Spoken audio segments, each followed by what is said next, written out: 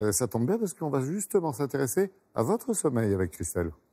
Mais moi, je fais comme Dumbo, je ne fais que voler au-dessus de mes défauts. Je fais comme Dumbo, je ne fais que voler.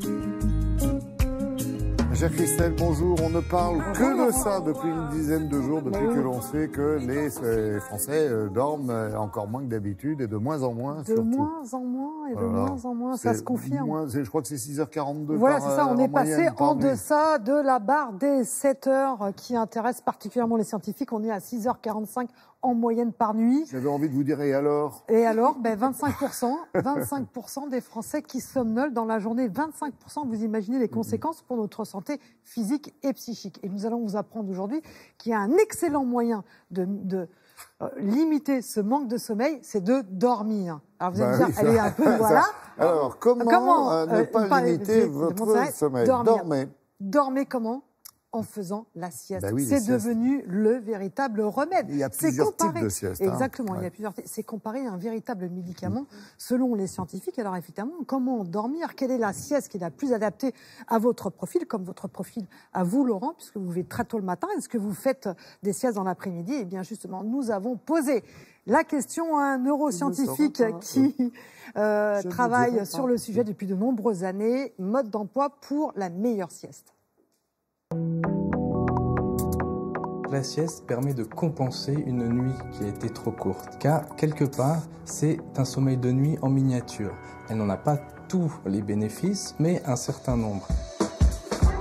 C'est compliqué quand on travaille la nuit et qu'on se réveille à 3h du matin. Le sommeil est déréglé, surtout au bout de 20 ans de télématin. Donc je fais des micro-siestes après le déjeuner. 20-25 minutes, je ne mets pas de réveil, je ne mets pas mon portable. Je prends un bouquin, je bouquine et puis après je sombre un peu. Et je me réveille automatiquement au bout de 25 minutes, une demi-heure maxi. Et c'est vrai que je me réveille bien. Ce que les anglo-saxons appellent la power nap, nous on l'appelle plus sieste énergisante, c'est une sieste d'une dizaine de minutes. Dans cette sieste, vous aurez essentiellement du sommeil lent léger. Cependant, vous aurez des effets très intéressants pour redynamiser vos performances et votre vigilance, et ceci pendant les 2 heures qui suivent cette sieste. Vous aurez aussi des effets pour consolider votre mémoire, certes moins importants que si la sieste était plus longue, mais ils sont bien présents. Deuxième type de sieste, les siestes thérapeutiques d'une vingtaine à une trentaine de minutes de sommeil. Elles vont contenir un peu de sommeil lent profond et nécessitent une quarantaine de minutes de disponibilité puisqu'on compte en moyenne une dizaine de minutes pour s'endormir, à moins qu'on soit en très forte dette de sommeil. Dans ce cas-là, on pourra s'endormir en 5 minutes. Elles permettent de réduire le risque cardiovasculaire, de réduire l'activité des systèmes de stress, de pacifier notre système immunitaire dans le sens de réduire la fragilité de notre système immunitaire. Et enfin, la sieste royale, sieste longue ou un cycle de sommeil qui est de l'ordre d'1h30. Celle-ci devra être pratiquée dans des situations plus spécifiques. Je travaille de nuit, dans ce cas-là, faire une sieste d'1h30 avant de prendre mon poste peut me permettre de rester efficace et performant au moins les 5-6 heures qui vont suivre le réveil de la sieste. Mais elles auront d'autres effets très intéressants. Elles permettront clairement de booster notre créativité de par le sommeil paradoxal qu'elle comprendra. Elles permettront d'être plus efficaces que les siestes plus courtes sur la consolidation de notre mémoire, sur l'effet sur les systèmes de stress, l'effet sur le système immunitaire. Quel est le moment idéal pour faire la sieste dans la journée ?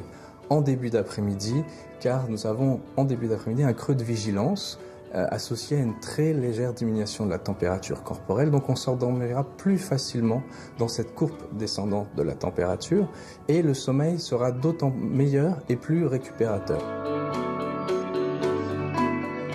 Oui, mais bonne Christelle, mais si vous prenez un café à la fin de votre déjeuner, c'est râpé pour la sieste, non ? Mais non, pas du tout. Alors vraiment, café-sieste, l'association idéale. Pourquoi ? Parce que le café, rentre dans votre sang en 5 minutes, mais arrive avec ses effets psychostimulants en 20 minutes dans votre cerveau. Ce qui fait qu'au bout de 20 minutes de sieste, vous allez justement vous sentir éveillé grâce à la caféine. Parce que la caféine, en fait, elle prend la place des récepteurs dans notre cerveau, des récepteurs qui stimulent l'endormissement. Donc Donc elle va lutter contre l'endormissement. Vous êtes endormi au bout de 20 minutes, eh bien vous vous réveillez grâce à la caféine. Et on sait maintenant que cette association eh bien, est vraiment intéressante parce que les deux se potentialisent, la caféine et la sieste.